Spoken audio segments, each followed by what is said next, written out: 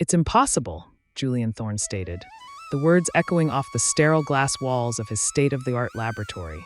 As the CEO of Aura Fragrances, the world's most technologically advanced perfume house, impossible was not a word he tolerated. Yet for 3 weeks, his multi-million-dollar AI, NoseX, had failed. The challenge came from the reclusive, legendary fashion icon, Madame Evangeline Dubois. She had offered Aura Fragrances an exclusive, legacy-defining contract, but with a single cryptic condition: create a perfume that captured the scent of a memory of a sunbeam after a storm. Her letter was a poem, full of abstract feelings and sensations, which the AI could not compute. The algorithm can't quantify the color of hope or the sound of a forgotten lullaby, his lead chemist said, wiping sweat from his brow. Julian's jaw tightened. He had built his empire on data and precision after a bitter divorce where his ex-wife, a rival perfumer, had stolen his greatest creation. He had vowed to never again rely on something as fickle as human intuition. Fine, he snapped, his voice sharp with frustration. I'll give $1 million and a permanent position in our creative department to anyone in this company who can decipher this sentimental nonsense. Anyone. The challenge was met with a predictable, nervous silence. His team of data-driven chemists wouldn't dare try.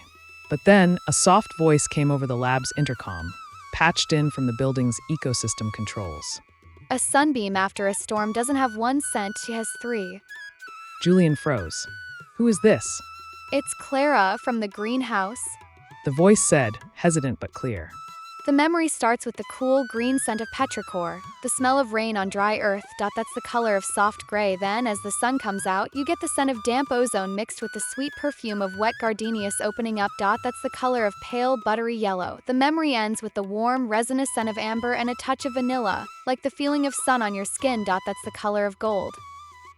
The entire lab was silent, staring at the intercom as if it were an oracle. Julian was stunned. In less than a minute, a woman who tended flowers had articulated a more profound and beautiful scent profile than his AI had in a month. Stay right where you are, Julian commanded into the intercom, his heart pounding with a mixture of disbelief and a flicker of something he hadn't felt in years. Hope. I'm coming to you. He found her in the company's rooftop greenhouse, a lush, humid world of vibrant green that was a stark contrast to his sterile lab. Clara was standing among a row of white gardenias, her hands covered in soil, a smudge of dirt on her cheek. She was unassuming, with kind, intelligent eyes that widened slightly when she saw the formidable CEO striding towards her. How did you do that? He asked, his voice less harsh than he intended. I didn't do anything. She stammered, intimidated by his intense presence. I just said what I smelled when I read the poem. You smelled colors? He asked, a hint of his usual skepticism returning. I've always experienced the world that way. She admitted quietly. Scents have colors, sounds have textures. It's just how my mind works. Julian stared at her. He had spent a fortune on technology to replicate what this woman did by instinct. She was either a charlatan or a genius. Given the state of his $10 billion contract, he had no choice but to bet on the latter. You and me, he said, making a decision that would change the course of both their lives. We're going to work together. I end my private lab. And if you can help me create this scent, the $1 million is yours. Clara looked at him, her expression a mixture of fear and a deep, hidden sadness.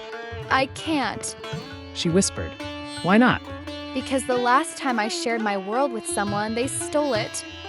She said, her voice trembling slightly. I'm sorry, Mr. Thorne, I'm just a gardener. I can't help you. She turned away, but Julian saw the flicker of pain in her eyes. He realized this wasn't just about a job. It was about a wound. A wound he, a man famous for his own emotional scars, understood all too well. What if I promised to protect it? He said, his voice softer than he'd used in years. Your world. What if I promised to protect you? For the next few weeks, Julian's sterile, private lab was transformed. Clara brought in live flowers, bowls of spices, and strange resins.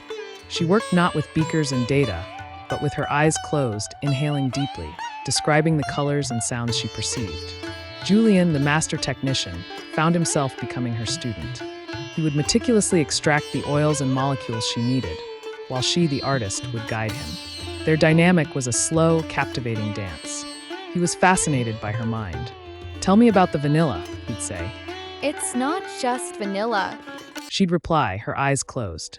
It's a low, warm hum, like a cello. It's the color of old parchment. We need to pair it with a high note, something silver, like the scent of fresh ginger. He, in turn, began to open up to her. He showed her the technical side of perfumery, the beautiful mathematics behind evaporation rates and molecular weight. She was a quick study, soaking up the science that could give structure to her art. One rainy evening, they were working late in the greenhouse, trying to capture the elusive scent of petrichor. The sound of rain drumming on the glass roof filled the air. "My ex-wife," Julian said suddenly, breaking a comfortable silence. "She always said I was too clinical, that I understood the science of a rose, but not its poetry." She was wrong, Clara said softly, not looking at him. You just needed someone to help you translate it. He looked at her then, at the way the soft greenhouse light framed her face, at the genuine warmth in her eyes. He felt an overwhelming urge to lean in, to close the small distance between them. The air grew thick with unspoken feelings, as fragrant and complex as the perfumes they were creating. He took a half step forward, but she, sensing the shift, shyly looked down at the flower in her hand, and the moment was lost. The breakthrough came when Clara insisted the scent needed a flaw. Memories aren't perfect. There's always a touch of sadness, of something lost. A single discordant note. The scent of salt like a drying tear. Julian, against all his instincts for perfection, added a saline accord. The result was breathtaking. It was a fragrance that was at once joyful and melancholic, beautiful and heartbreakingly real. It was the scent of a memory. Just as they were preparing their final sample, disaster struck. Julian's ex-wife, who had been trying to win the Du Bois contract herself, leaked a story to a gossip blog. The headline read, "Aura CEO betting fortune on freak gardener who sees smells." The article went on to mock Clara's synesthesia, twisting her gift into a mental abnormality. It was cruel, and it was devastating. Julian found Clara in the greenhouse, her shoulders shaking with silent sobs. This is what he did. She cried, finally telling him her story. My mentor at university, the man I loved, I created a perfume for him based on my colors.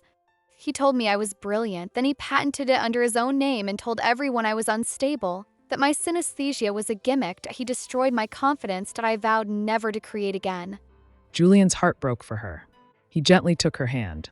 He didn't destroy your gift, Clara, that he just made you forget how to use it.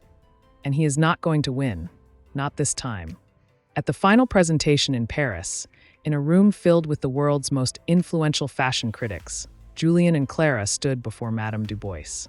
Clara's ex-mentor, who now worked for a rival company, was also there, smirking from the front row.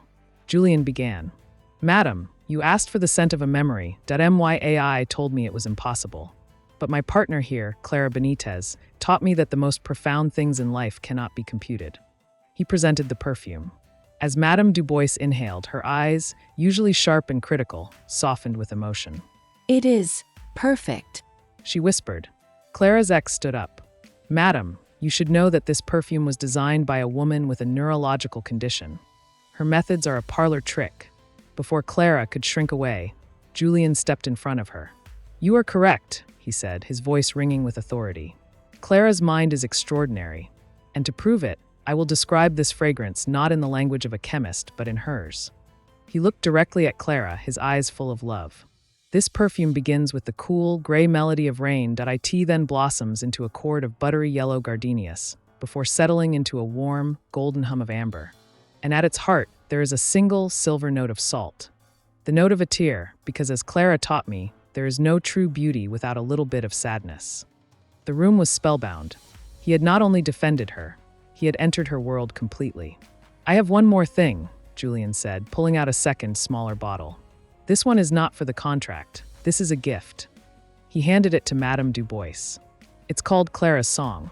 It's the scent of this greenhouse, of damp earth and white flowers, with a heart of ginger and cello. It's the scent of you." Tears streamed down Clara's face, but this time they were tears of joy. They won the contract, but that victory paled in comparison to what they had found in each other. That night, back in the quiet sanctuary of the rooftop greenhouse, surrounded by the flowers that had brought them together, Julian finally closed the distance between them. "I don't need my AI anymore," he whispered against her lips. "I found my muse." He kissed her then, a kiss that wasn't about data or logic, but about poetry and color and the undeniable, beautiful scent of love. It was a memory they would share forever. Thanks for being here till now. Please subscribe. And like and share too.